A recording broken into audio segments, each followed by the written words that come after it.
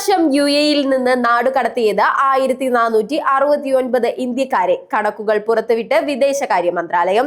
2021 മുതൽ 4000 പേരെയാണ് ഇവിടെ നിന്നും നാടുകടത്തിയത്.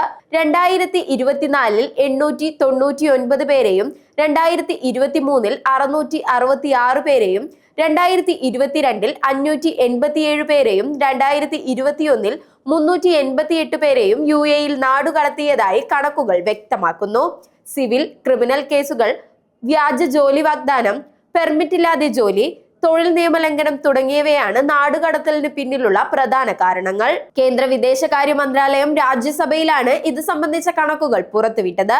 പ്രസിഡന്റ് ഡൊണാൾഡ് ട്രംപ് ഇമിഗ്രേഷൻ നിയമങ്ങൾ കർശനമാക്കിയെങ്കിലും US-ൽ നിന്ന് ഈ വർഷം തിരികെ എത്തിയത് 3812 ഇന്ത്യക്കാരാണ്. വിസ കാലാവധി കഴിഞ്ഞതും വ്യാജ തൊഴിൽ വിസയിൽ തങ്ങിയവരുമാണ് നാടുകടത്തിയവരിൽ ഭൂരിഭാഗവും.